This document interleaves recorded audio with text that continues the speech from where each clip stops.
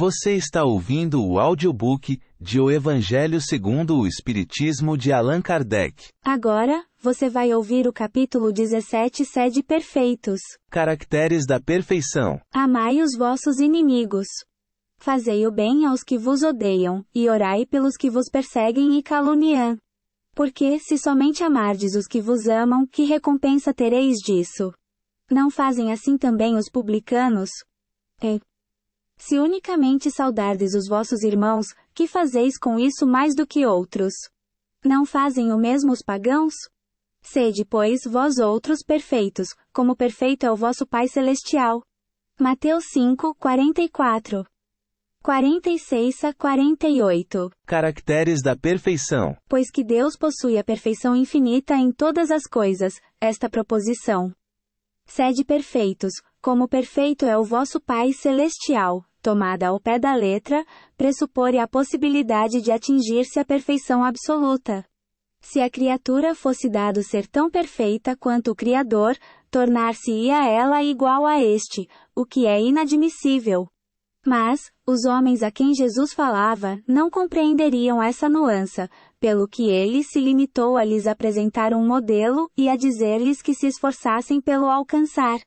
Aquelas palavras, portanto, devem entender-se no sentido da perfeição relativa, a de que a humanidade é suscetível e que mais a aproxima da divindade. Em que consiste essa perfeição? Jesus o diz. Em amarmos os nossos inimigos, em fazermos o bem aos que nos odeiam, em orarmos pelos que nos perseguem. Mostra ele desse modo que a essência da perfeição é a caridade na sua mais ampla acepção, porque implica a prática de todas as outras virtudes. Com efeito, se observam os resultados de todos os vícios, e mesmo, dos simples defeitos, reconhecer-se, há nenhum haver que não altere mais ou menos o sentimento da caridade, porque todos têm seu princípio no egoísmo e no orgulho, que lhes são a negação. E isso porque tudo o que sobreexcita o sentimento da personalidade destrói, ou, pelo menos, enfraquece os elementos da verdadeira caridade, que são a benevolência, a indulgência, a abnegação e o devotamento. Não podendo o amor do próximo, levado até ao amor dos inimigos, aliar-se a nenhum defeito contrário à caridade, aquele amor é sempre, portanto, indício de maior ou menor superioridade moral, donde decorre que o grau da perfeição está na razão direta da sua extensão. Foi por isso que Jesus, depois de haver dado a seus discípulos as regras da caridade, no que tem de mais sublime, lhes disse: Sede perfeitos, como perfeito é vosso Pai Celestial. Aspas. O homem de bem. O verdadeiro homem de bem é o que cumpre a lei de justiça, de amor e de caridade, na sua maior pureza.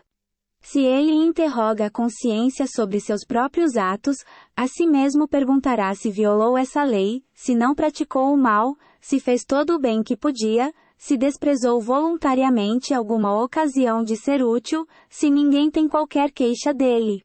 Enfim, se fez a outrem tudo o que desejara lhe fizessem. Tem fé em Deus, na sua bondade, em sua justiça e em sua sabedoria. Sabe que sem a sua permissão nada acontece, e se lhe submete à vontade em todas as coisas. Tem fé no futuro, razão porque coloca os bens espirituais acima dos bens temporais. Sabe que todas as vicissitudes da vida, todas as dores, todas as decepções, são provas ou expiações, e as aceita sem murmurar.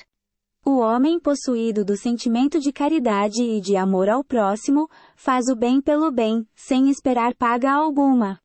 Retribui o mal com o bem, toma a defesa do fraco contra o forte, e sacrifica sempre seus interesses à justiça. E encontra satisfação nos benefícios que espalha, nos serviços que presta, no fazer ditosos os outros, nas lágrimas que enxuga, nas consolações que prodigaliza aos aflitos. Seu primeiro impulso é para pensar nos outros, antes de pensar em si, é para cuidar dos interesses dos outros antes do seu próprio interesse. O egoísta, ao contrário, calcula os proventos e as perdas decorrentes de toda ação generosa. O homem de bem é bom, humano e benevolente para com todos, sem distinção de raças, nem de crenças, porque em todos os homens vê irmãos seus. Respeita nos outros todas as convicções sinceras, e não lança anátema aos que como ele não pensam.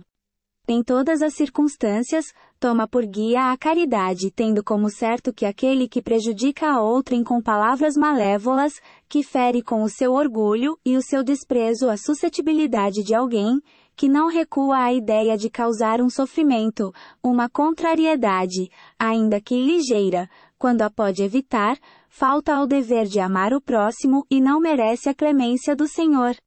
Não tem ódio nem rancor, nem desejo de vingança.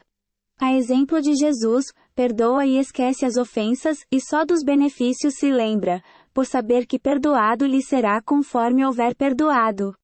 É indulgente para as fraquezas alheias, porque sabe que também necessita de indulgência, e tem presente esta sentença do Cristo.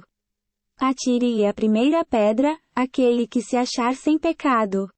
Não se compraz em procurar os defeitos alheios, nem ainda em evidenciá-los.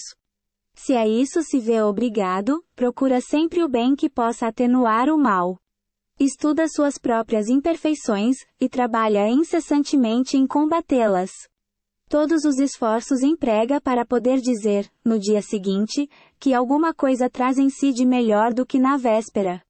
Não procura dar valor ao seu espírito, nem aos seus talentos, a expensas de outrem. Aproveita, ao revés, todas as ocasiões para fazer ressaltar o que seja proveitoso aos outros. Não se envaidece da sua riqueza, nem de suas vantagens pessoais, por saber que tudo o que lhe foi dado pode ser-lhe tirado.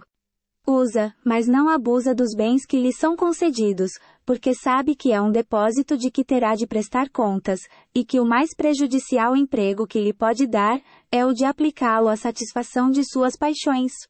Se a ordem social colocou sob o seu mando outros homens, trata-os com bondade e benevolência, porque são seus iguais perante Deus.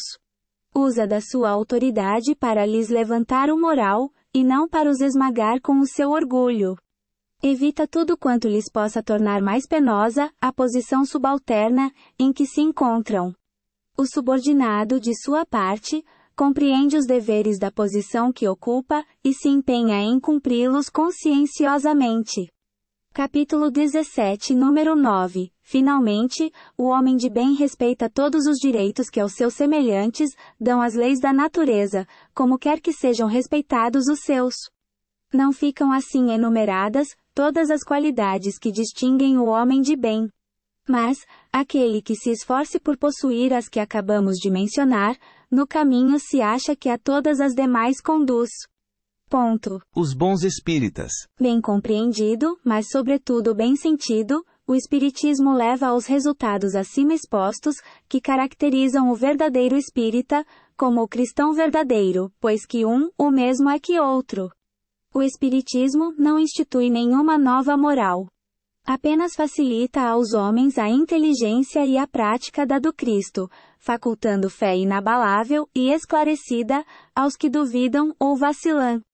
Muitos, entretanto, dos que acreditam nos fatos das manifestações, não lhes apreendem as consequências, nem o alcance moral, ou, se os apreendem, não os aplicam a si mesmos.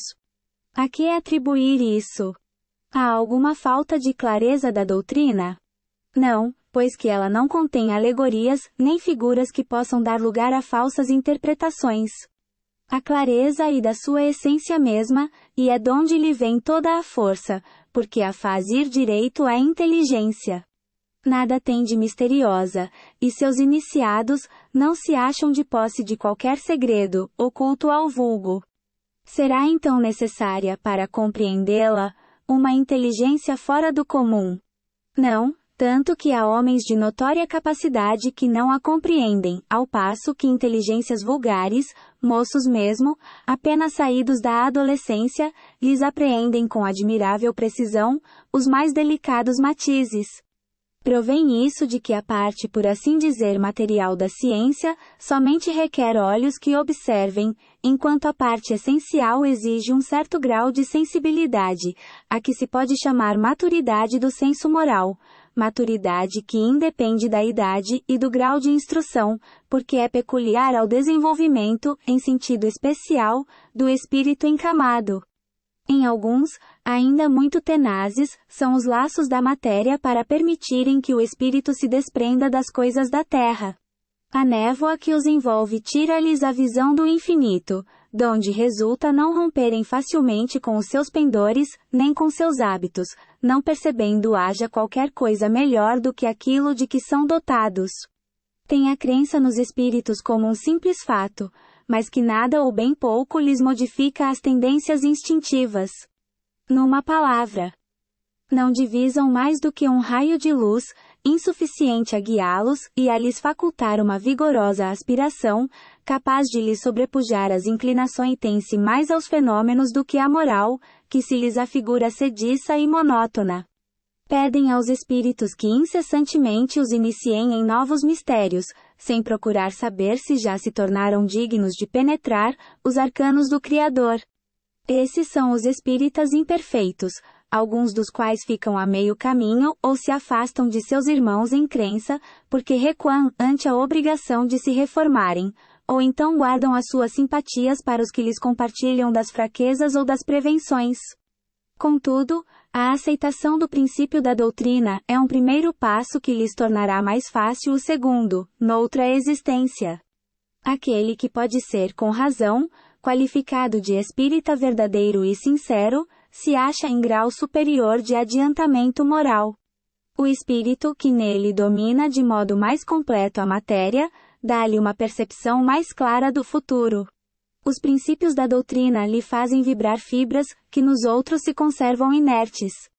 Em suma, é tocado no coração, pelo que inabalável se lhe torna a fé. Um é qual músico que alguns acordes bastam para comover, ao passo que outro apenas ouve sons. Reconhece-se o verdadeiro espírita, pela sua transformação moral, e pelos esforços que emprega para domar suas inclinações más.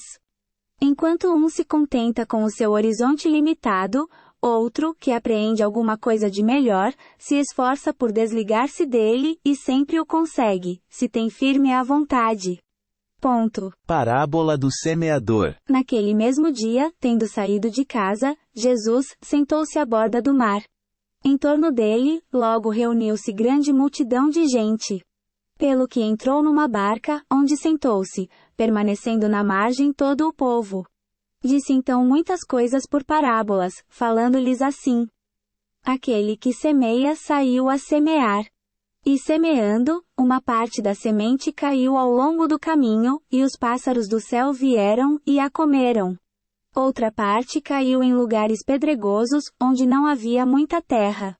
As sementes logo brotaram, porque carecia de profundidade a terra onde haviam caído.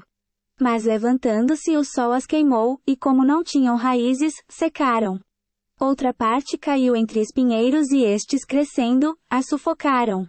Outra finalmente caiu em terra boa, e produziu frutos, dando algumas sementes, 100 por 1, outras 60 e outras 30. Ouça quem tem ouvidos de ouvir. Mateus 13. 1 a 9. Escutai, pois, vós outros a parábola do semeador. Todo aquele que escuta a palavra do reino, e não lhe dá atenção, vem o espírito maligno, e tira o que lhe fora semeado no coração. Esse é o que recebeu a semente ao longo do caminho.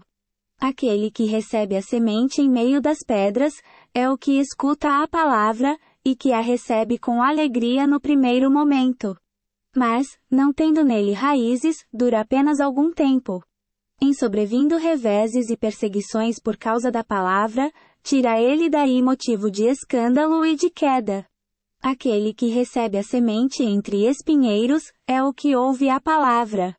Mas, em quem, logo, os cuidados deste século e a ilusão das riquezas abafam aquela palavra, e a tornam infrutífera.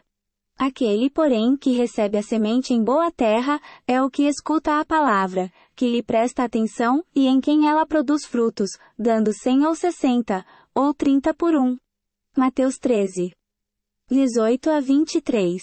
Parábola do semeador. A parábola do semeador exprime perfeitamente os matizes existentes na maneira de serem utilizados os ensinos do Evangelho.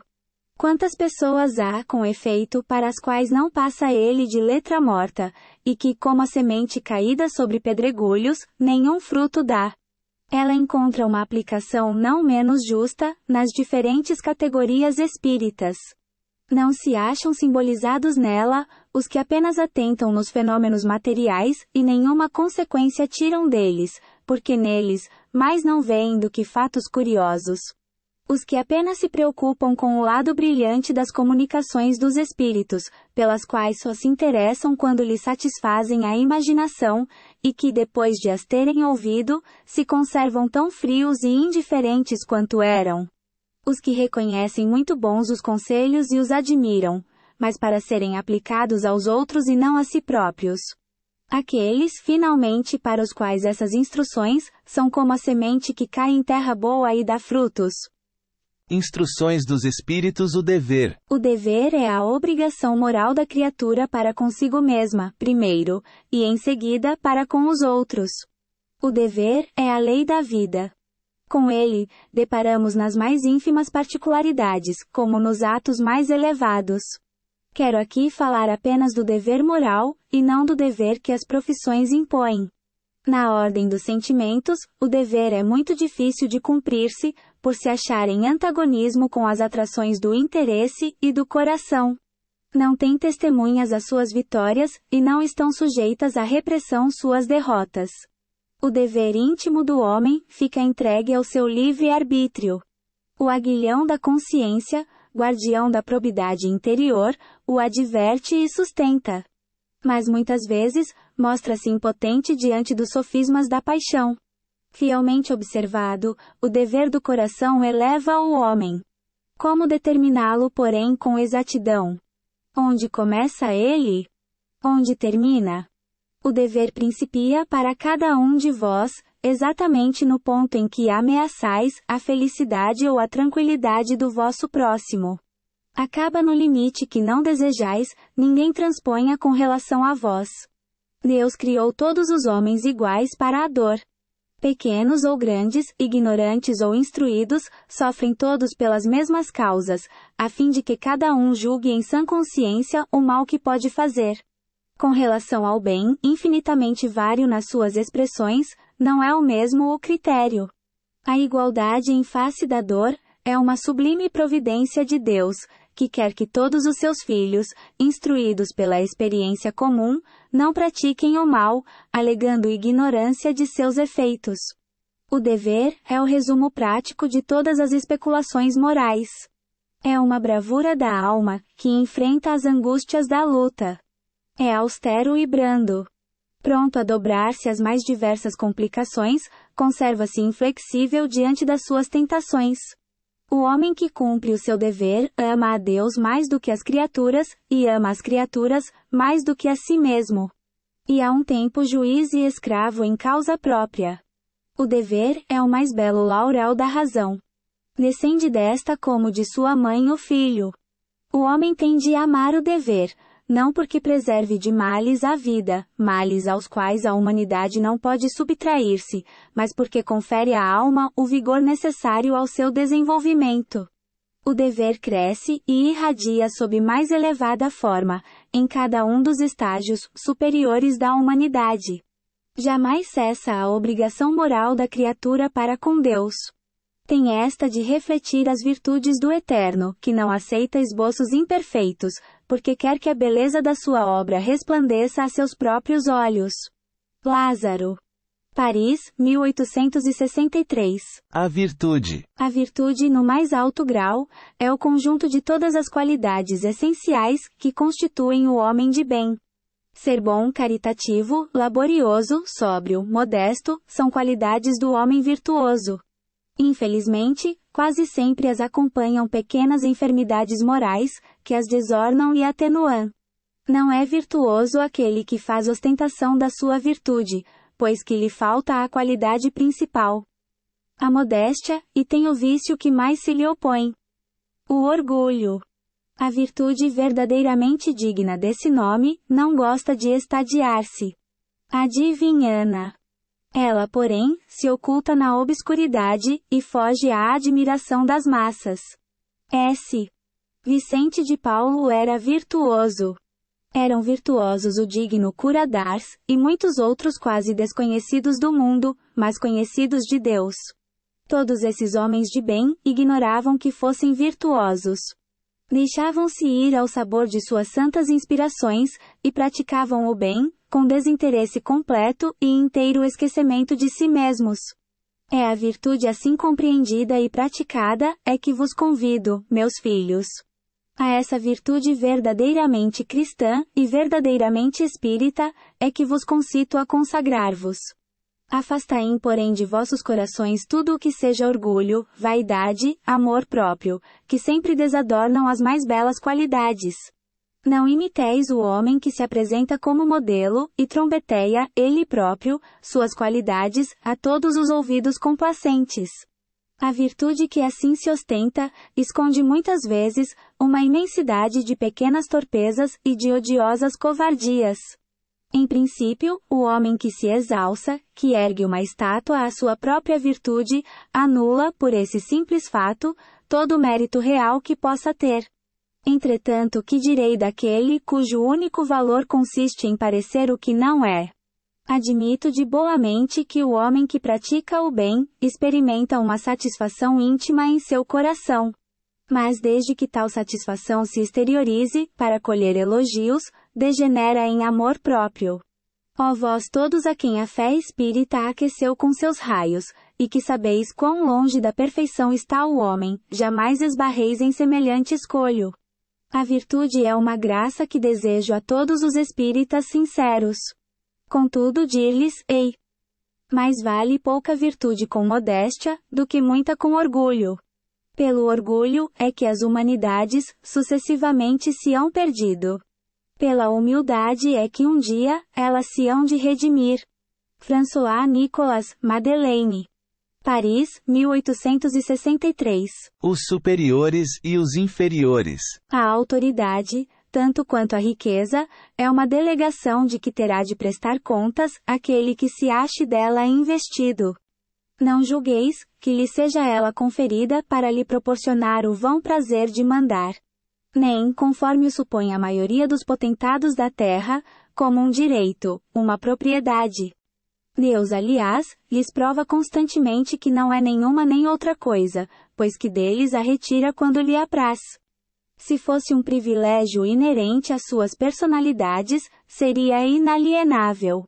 A ninguém cabe dizer que uma coisa lhe pertence, quando lhe pode ser tirada sem seu consentimento. Deus confere a autoridade a título de missão ou de prova, quando o entende, e a retira quando julga conveniente. Quem quer que seja depositário de autoridade, seja qual for a sua extensão, desde a do Senhor sobre o seu servo, até a do soberano sobre o seu povo, não deve olvidar que tem almas a seu cargo. Que responderá pela boa ou má diretriz que dê aos seus subordinados, e que sobre ele recairão as faltas que estes cometam, os vícios a que sejam arrastados, em consequência dessa diretriz, ou dos maus exemplos, do mesmo modo que colherá os frutos da solicitude que empregar para os conduzir ao bem. Todo homem tem na terra uma missão, grande ou pequena. Qualquer que ela seja, sempre lhe é dada para o bem. Falseá-la em seu princípio é, pois, falir ao seu desempenho. Assim como pergunta ao rico: que fizeste da riqueza que nas tuas mãos, devera ser um manancial a espalhar a fecundidade ao teu derredor, também Deus inquirirá, daquele que disponha de alguma autoridade. Que uso fizeste dessa autoridade? Que males evitaste? Que progresso facultaste? Se te dei subordinados, não foi para que os fizesses escravos da tua vontade, nem instrumentos dóceis aos teus caprichos ou à tua cupides. Fiz-te forte e confiei-te os que eram fracos, para que os amparasses e ajudasses a subir ao meu seio. O superior que se ache compenetrado das palavras do Cristo, a nenhum despreza dos que lhe estejam submetidos, porque sabe que as distinções sociais não prevalecem às vistas de Deus. Ensina-lhe o Espiritismo que, se eles hoje lhe obedecem, talvez já lhe tenham dado ordens, ou poderão dar-lhes mais tarde, e que ele então será tratado conforme os haja tratado, quando sobre eles exercia autoridade. Se o superior tem deveres a cumprir, o inferior de seu lado também os tem, e não menos sagrados. Se for espírita, sua consciência ainda mais imperiosamente lhe dirá que não pode considerar-se dispensado de cumpri-los, nem mesmo quando seu chefe deixe de dar cumprimento aos que lhe correm, porquanto sabe muito bem não ser lícito retribuir o mal com o mal, e que as faltas de uns não justificam as de outrem. Se a sua posição lhe acarreta sofrimentos, reconhecerá que sem dúvida os mereceu, porque, provavelmente, abusou outrora da autoridade que tinha, cabendo-lhe, portanto, experimentar a seu turno o que fizera sofressem os outros. Se se vê forçado a suportar essa posição, por não encontrar outra melhor, o Espiritismo lhe ensina a resignar-se, como constituindo isso uma prova para a sua humildade, necessária ao seu adiantamento.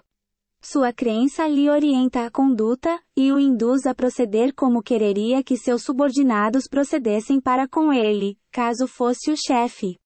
Por isso mesmo, mais escrupuloso se mostra no cumprimento de suas obrigações, pois compreende que toda negligência no trabalho que lhe está determinado, redunda em prejuízo para aquele que o remunera, e a quem deve ele, o seu tempo e os seus esforços. Numa palavra, solicita-o o sentimento do dever, oriundo da sua fé, e a certeza de que todo afastamento do caminho reto, implica uma dívida que cedo ou tarde, terá de pagar. François-Nicolas Madeleine, Cardeal Morlot. Paris, 1863. O homem no mundo. Um sentimento de piedade deve sempre animar o coração dos que se reúnem, sob as vistas do Senhor, e imploram a assistência dos bons espíritos. Purificai, pois, os vossos corações. Não consintais que neles demore qualquer pensamento mundano ou fútil. Elevai o vosso espírito àqueles por quem chamais, a fim de que, encontrando em vós as necessárias disposições, possam lançar em profusão a semente que é preciso germine em vossas almas, e dê frutos de caridade e justiça. Não creieis, todavia, que exortando-vos incessantemente a prece e a evocação mental, pretendamos vivais uma vida mística, que vos conserve fora das leis da sociedade onde estáis condenados a viver. Não. Vivei com os homens da vossa época, como devem viver os homens. Sacrificai as necessidades, mesmo as frivolidades do dia, mas sacrificai com um sentimento de pureza que as possa santificar. Fostes chamados a estar em contato com espíritos de naturezas diferentes, de caracteres opostos. Não choqueis a nenhum daqueles com quem estiverdes. Sede joviais, sede ditosos, mas seja a vossa jovialidade a que provém de uma consciência limpa, seja a vossa ventura a do herdeiro do céu, que conta os dias que faltam para entrar na posse da sua herança. Não consiste a virtude em assumirdes severo e lúgubre aspecto, em repelirdes os prazeres que as vossas condições humanas vos permitem. Basta reporteis todos os atos da vossa vida ao Criador que vo-la deu. Basta que, quando começardes ou acabardes uma obra, eleveis o pensamento a esse Criador, e lhe peçais, num arroubo d'alma, ou a sua proteção para que obtenhais êxito, ou a sua bênção para ela, se a concluístes. Em tudo o que fizerdes, remontai a fonte de todas as coisas, para que nenhuma de vossas ações deixe de ser purificada e santificada pela lembrança de Deus. A perfeição está inteiramente, como disse o Cristo, na prática da caridade absoluta. Mas, os deveres da caridade alcançam todas as posições sociais, desde o menor até o maior. Nenhuma caridade teria a praticar o homem que vivesse insulado. Unicamente no contato com os seus semelhantes, nas lutas mais árduas, é que ele encontra ensejo de praticá-la. Aquele, pois, que se isola priva-se voluntariamente do mais poderoso meio de aperfeiçoar-se. Não tendo de pensar senão em si, sua vida é a de um egoísta. Capítulo 5, número 26. Não imagineis, portanto, que para viverdes em comunicação constante conosco, para viverdes sob as vistas do Senhor, seja preciso vos lixeis e cubrais de cinzas. Não, ainda uma vez vos dizemos. Ditoso sede, segundo as necessidades da humanidade. Mas que jamais na vossa felicidade entre um pensamento ou um ato que o possa ofender, ou fazer, se vele o semblante dos que vos amam e dirigem. Deus é amor, e aqueles que amam santamente Ele os abençoa. Um espírito protetor. Bordeaux, 1863. Cuidar do corpo e do espírito. O homem no mundo. Consistirá na maceração do corpo à perfeição moral?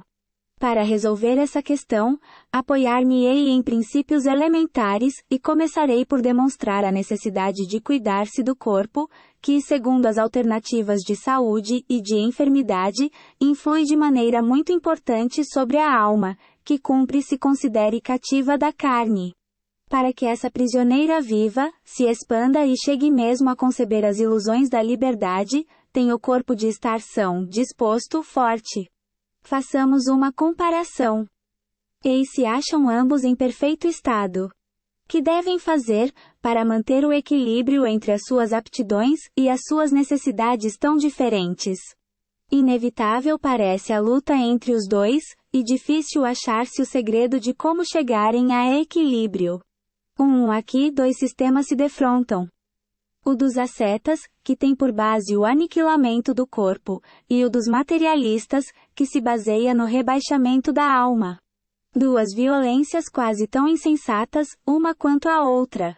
Ao lado desses dois grandes partidos, formiga a numerosa tribo dos indiferentes que sem convicção e sem paixão, são mornos no amar e econômicos no gozar. Onde então, a sabedoria? Onde então, a ciência de viver? Em parte alguma. E o grande problema ficaria sem solução, se o Espiritismo não viesse em auxílio dos pesquisadores, demonstrando-lhes as relações que existem entre o corpo e a alma, e dizendo-lhes que, por se acharem em dependência mútua, importa cuidar de ambos amai, pois, a vossa alma, porém, cuidai igualmente do vosso corpo, instrumento daquela.